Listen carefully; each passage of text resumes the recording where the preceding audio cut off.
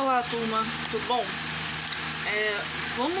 Hoje nós vamos fazer uma revisão, né? A avião tá chegando e tal.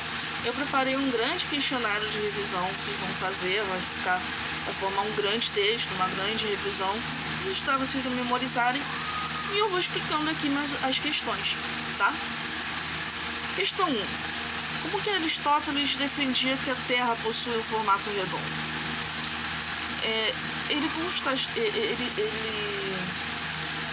Ele viu isso, né, por conta da sombra da Terra na Lua. Ele viu que a sombra era redonda na Lua, então ele chegou a essa conclusão. Como Eratóstenes provou a circunferência da Terra? Ele colocou um pilar numa cidade, em outra, e ele viu que no mesmo horário o tamanho da sombra nesses pilares era diferente. Então ele chegou à conclusão que a Terra possui uma circunferência. O que são os fusos horários e qual a sua importância no cotidiano das pessoas? O fuso horário ele é importante porque em cada parte do planeta, né, o planeta é redondo, ok? Ele vai girar em torno do Sol e aqui tá pegando o Sol e aqui não. Então aqui é dia e aqui é noite. Então a gente consegue entender que a diferença de horário entre um lado e outro do planeta por conta da sua incidência de luz solar. Então você sabendo qual horário em cada região, você consegue ter uma comunicação melhor com essas outras cidades. Você vai, por exemplo, você mora aqui e sua avó mora em Tóquio, por exemplo. Você meio-dia que vai ligar para ela, vai bater meia-noite lá. Então você tem que ter noção da diferença de horário, até mesmo para ter uma comunicação entre os países, tá bom? Observando a sombra da Terra na Lua, podemos concluir que a Terra é redonda, certo? Vamos lá na questão 1. Como é que funciona o relógio do Sol? Você tem uma haste com a qual o Sol vai bater nessa haste, os raios solares, e vai gerar uma sombra. Essa sombra vai se locomovendo ao longo do dia. E aí dá pra, através das marcações do relógio, você identificar qual horário, né?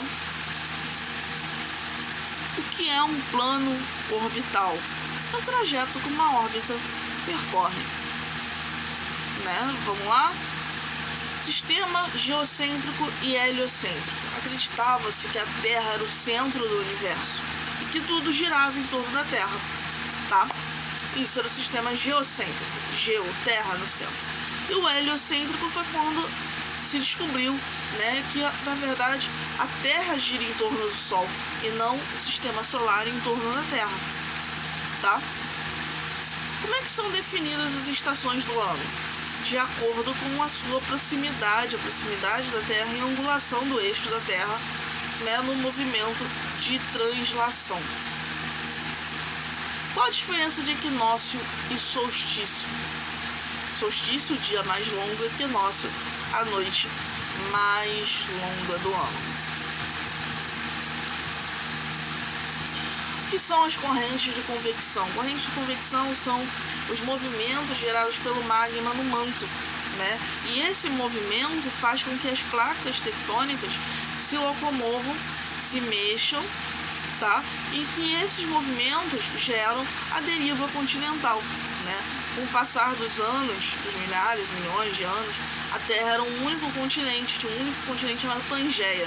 E a Pangeia ela foi se distanciando, foi se afastando e foram surgindo os outros continentes até chegar nesse formato atual que nós temos hoje. Esse movimento ainda ocorre, né? Só que ele é bem pouco, então não temos percepção visual, né?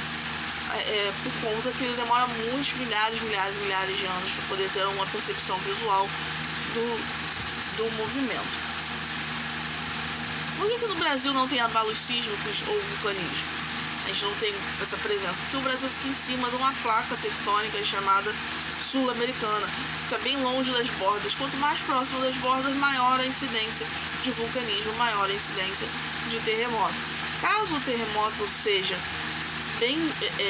seja forte, né, bem intenso na borda, essa vibração pode ser sentida mais pro meio, né, da placa tectônica, mas é bem difícil que isso aconteça.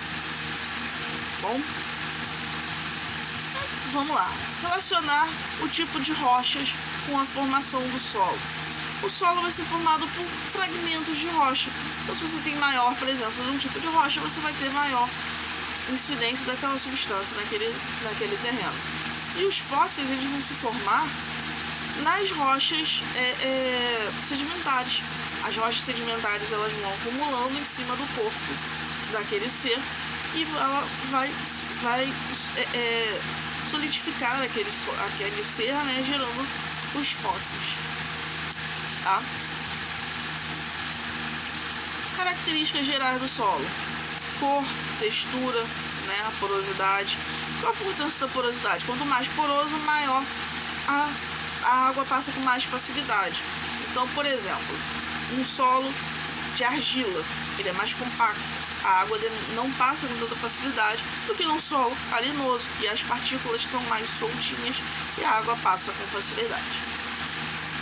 Rochas, vamos lá, definir os tipos de rochas: sedimentares, formadas por sedimentos que são gerados na erosão, tá? Metamórficas, que sofrem metamorfose, sofrem pressão, né, pressão, temperatura, e gera essa metamorfose nessas rochas, né, gerando as rochas metamórficas. E as magmáticas surgem pelo endurecimento do magma, tá? Então, eu gostaria que vocês lessem o questionário, respondessem no caderno, botem por volta aí de 3, 4 linhas para cada resposta, mandem as dúvidas, que agora é o momento de tirar dúvidas que cada um está chegando, e vamos arrasar na prova.